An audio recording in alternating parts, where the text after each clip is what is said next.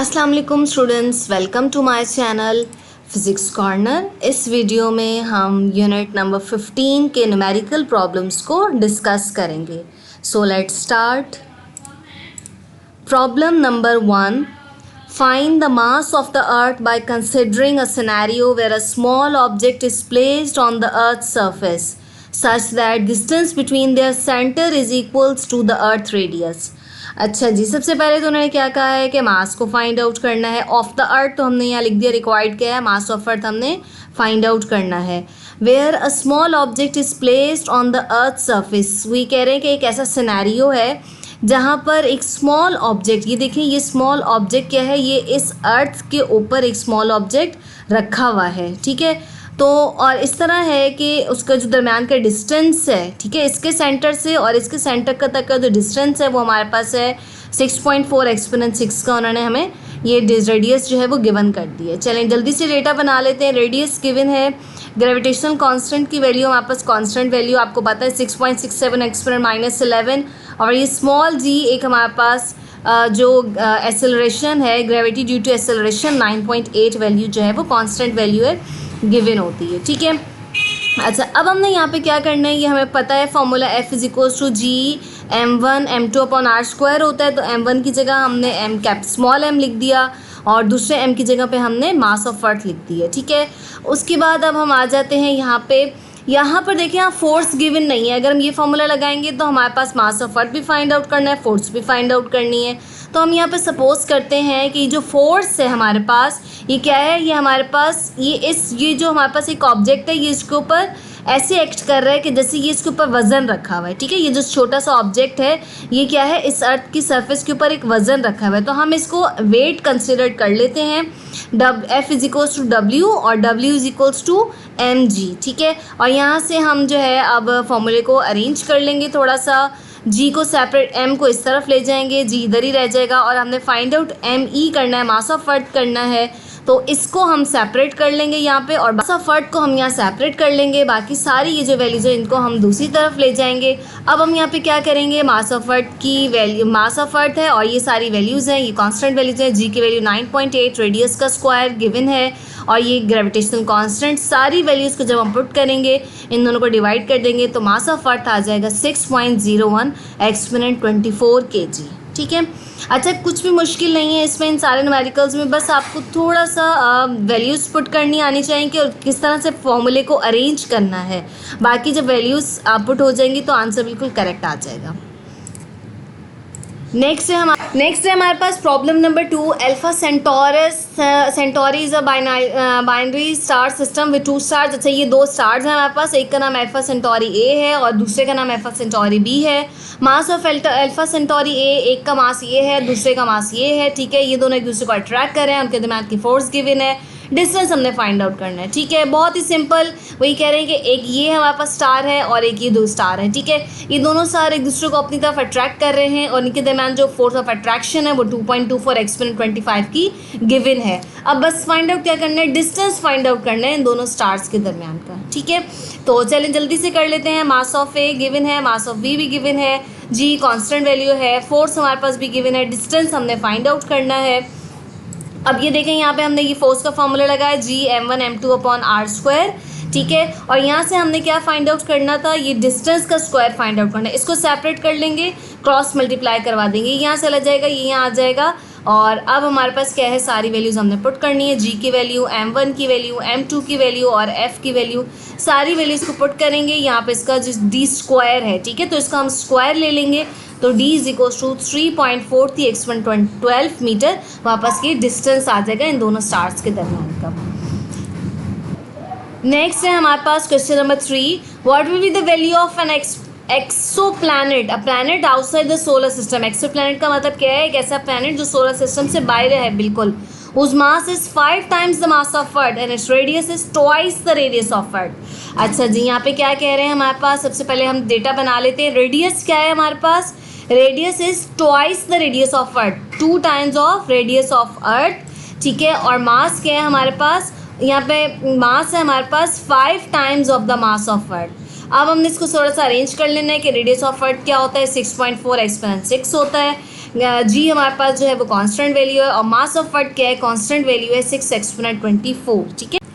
ये constant values हैं, ये आपको बोर्ड के पेपर्स में गिवन होंगी, ठीक है। नहीं तो ये छोटी छोटी हैं, 2-4 ही हैं, ये आप अपने माइंड में रख लें ताकि आप लोगों के लिए ईजी हो जाएगा। Radius of earth, mass of earth, gravitational constant करना है हमने, स्मॉल जी फाइंड आउट करना है, ठीक है। हमने क्या करना है, सोल्यूशन हमने दे दिया है G=GM/r²। ये हमारे पास क्या है, मास ऑफ अर्थ में जो हमने वैल्यू ऑफ जी था ना, उसका ये फॉर्मूला है G=GM/r²। और यहाँ पे m की जगह पे लिखेंगे 5 मास ऑफ अर्थ, r की जगह पे लिखेंगे 2re। सारी वैल्यूज़ देखें, पुट करेंगे, g की वैल्यू 5 एज इट इज लिखा, मास ऑफ अर्थ लिखा, 2 लिखा, और ये 2 का स्क्वायर कर दिए हमने 4 और re का स्क्वायर। इन सबको सॉल्व करेंगे तो वैल्यू ऑफ g आ जाएगा हमारे पास 12.2 मीटर पर second. Problem number 4. The Hubble Space Telescope is in circular orbit 613 kilometers above the Earth's surface. The average radius of the Earth is 6.37 exponent 6 और mass of Earth given है, ठीक है। Find out हमने क्या करना है, speed of telescope find out करनी है, और उसके बाद हमने टाइम पीरियड फाइंड आउट करना है, ठीक है। डेटा जल्दी से बना लेते हैं हम लोग। सबसे पहले हमारे पास हाइट गिवन है 613 किलोमीटर, जिसको किलोमीटर से मीटर में कन्वर्ट कर देंगे। रेडियस आ जाएगा हमारे पास 6.37 एक्सपोनेंट 6। ग्रेविटेशनल कांस्टेंट की वैल्यू कांस्टेंट वैल्यू है, ठीक है, और मास ऑफ अर्थ की वैल्यू भी हमारे पास गिवन है। रिक्वायर्ड क्या है, ऑर्बिटल वेलोसिटी और टाइम पीरियड फाइंड आउट करना है। ऑर्बिटल वेलोसिटी का फॉर्मूला हमें पता है v=√gm/r+h होता है, ठीक है। वैल्यूज़ पुट करेंगे, g की वैल्यू कांस्टेंट, मास की वैल्यू आ गई, ये r की वैल्यू प्लस h। सारी वैल्यूज़ को सॉल्व करके हमारे पास v आ जाएगा 7550 मीटर पर सेकेंड, ठीक है। ये हमारे पास स्पीड आ जाएगी। अब हमने क्या करना है, हमने टाइम पीरियड फाइंड आउट करना है। T=2πr/v का फॉर्मूला है। टाइम पीरियड फाइंड आउट करने का यहाँ पे जो फॉर्मूला होगा वो ये होगा, ये आपको याद रखना है, ठीक है। और 2π में r की जगह पे हमने क्या करना है, r+h कर देंगे, क्योंकि हमें पता है ऑर्बिटल स्पीड में r की जगह पे r+h होता है, ठीक है। अब सारी वैल्यूज़ हमारे पास गिवन है, हम पुट कर देंगे, उसके बाद उसको सॉल्व करेंगे। सॉल्व करने के बाद आंसर आएगा 5807 सेकेंड्स। टाइम में से हमारे पास क्या आ जाएगा, सेकेंड्स में आ जाएगा, ठीक है। नेक्स्ट है हमारे पास question number 5. You want to launch a satellite around the planet Mars and at altitude 300 kilometres above the surface. और मार्स हैज़ अ मास, वो कह रहे हैं कि हमें एक सैटेलाइट को लॉन्च करवाना है अगर, ठीक है, प्लैनेट्स मार्स को. उसकी हाइट ये है और उसका मास ये है. रेडियस ऑफ रेडियस भी गिवन है मार्स का. Calculate orbital velocity. Same question है, ऑर्बिटल वेलोसिटी फाइंड आउट करनी है. हाइट हमारे पास 300 किलोमीटर्स की गिवन है, मीटर में कन्वर्ट कर लेंगे. रेडियस भी गिवन है.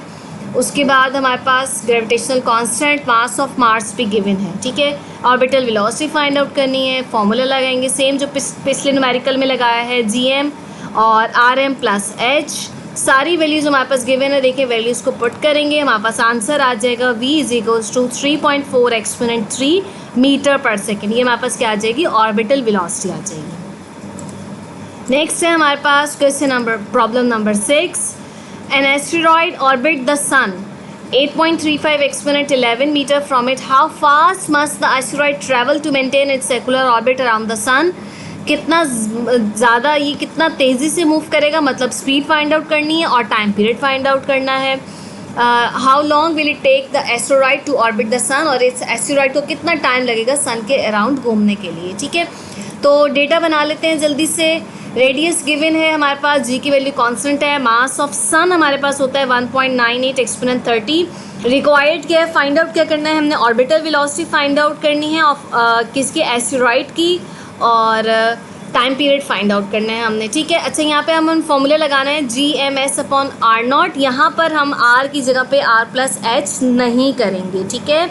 बाकी सेम फार्मूला उसी तरह लग जाएगा, और क्योंकि वो जियो स्टेशनरी सैटेलाइट्स के लिए होता है इसलिए हम यहाँ पे R+H नहीं करेंगे. बाकी सारी वैल्यूज हमारे पास गिवन है, पुट करेंगे, आंसर आ जाएगा वेलोसिटी की 1.26 एक्सपोनेंट 4 मीटर पर सेकेंड की वेलोसिटी आ जाएगी. टाइम पीरियड का पता है हमें, फॉर्मूला T = 2πr/v का फॉर्मूला लगाएंगे. R की जगह पे हमने देखें दोबारा से R+H नहीं करना, क्योंकि यहाँ पे भी नहीं किया, और सारी वैल्यूज पुट करेंगे. अब हमारे पास आंसर जो टाइम पीरियड आ गया 4.16 एक्सपोनेंट 8 सेकेंड्स आ गया, ठीक है. अच्छा, यहाँ तक भी आंसर आपका बिल्कुल करेक्ट है, लेकिन आपकी बुक में जो आंसर गिवन है वो हमारे पास ईयर्स में गिवन है, तो कोई मसला नहीं है, हम इस टाइम पीरियड को सेकंड को ईयर्स में कन्वर्ट कर लेते हैं। हमें पता है कि हमें सेकंड को ईयर्स में किस तरह से कन्वर्ट करना है। ये हमारे पास एक टेक्निक है, या ये हमारे पास एक फॉर्मूला है जो हम न्यूमेरिकल्स में लगाते हैं। 65 डेज़ हैं, उसमें 24 आवर्स हैं, 60 मिनट है और 60 सेकंड है। इन सब को मल्टीप्लाई करने से हमारे पास 3.15 एक्सपोनेंट 7 आंसर आता है। तो जो भी आंसर आएगा उसको हम इससे डिवाइड कर देंगे, ठीक है, इस पूरे टोटल नंबर से। तो टाइम हमारे पास आ जाएगा 13.2 ईयर्स आ जाएगा, ठीक है। अब टाइम हमारे पास ईयर्स में हो गया, यहाँ तक भी लिख देंगे आप, तो कोई मसला नहीं है। अगर वो क्वेश्चन में बोले कि कन्वर्टेड इनटू ईयर्स, मतलब कि ईयर्स में आंसर लिखें, तो आपको यहाँ तक करना पड़ेगा।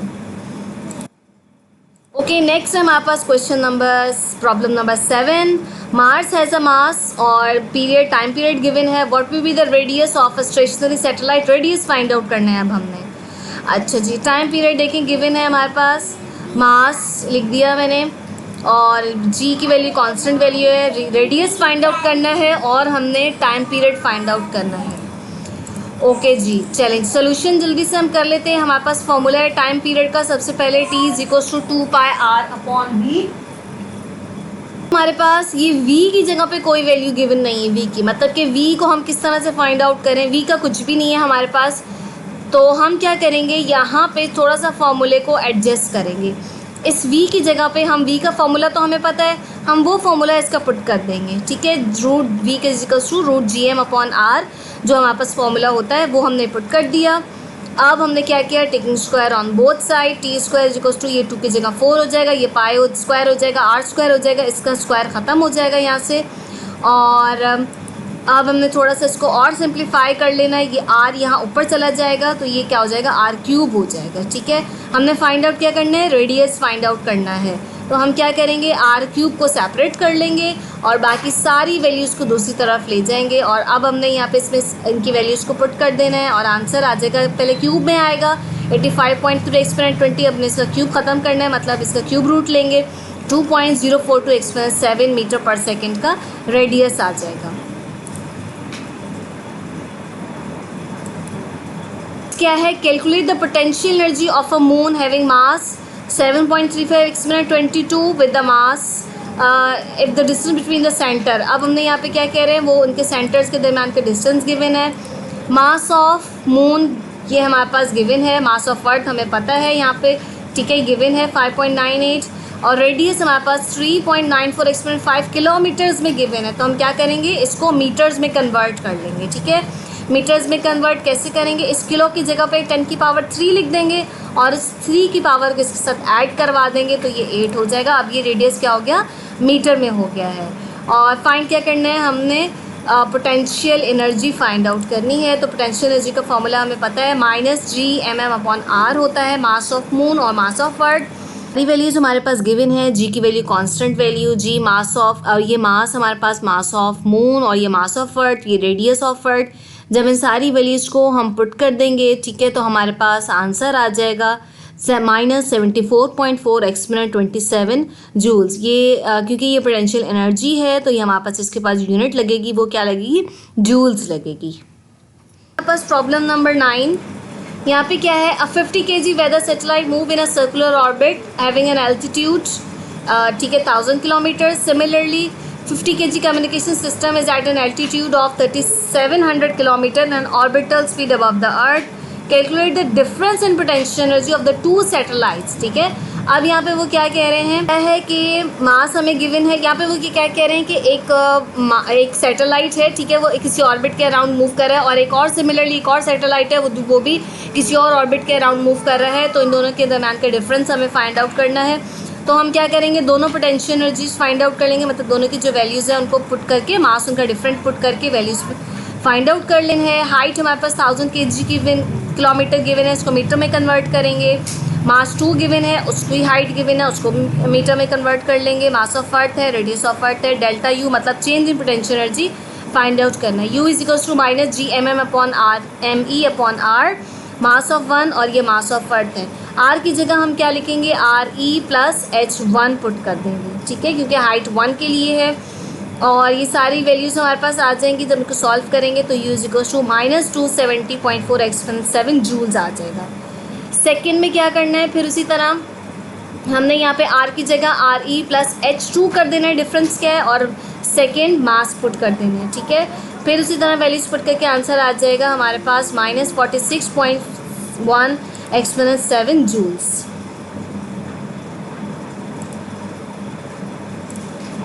Next, problem number 10. What is the change in gravitational potential energy of a 64.5 kg astronaut lifted from a Earth's surface into a circular orbit of altitude 4.4 exponent 2?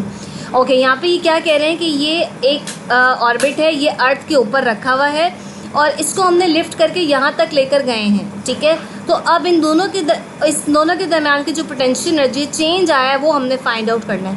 तो सबसे पहले हम क्या करेंगे, यहाँ से लेके यहाँ तक की जो पोटेंशियल एनर्जी, मतलब यहाँ से दरम्यान से लेके यहाँ तक, यहाँ की पोटेंशियल एनर्जी फाइंड आउट करेंगे और फिर यहाँ से ऊपर ले जाने तक की जो एनर्जी यूज़ हुई है वो हम फाइंड आउट करेंगे, फिर इन दोनों को माइनस कर देंगे तो आंसर आ जाएगा।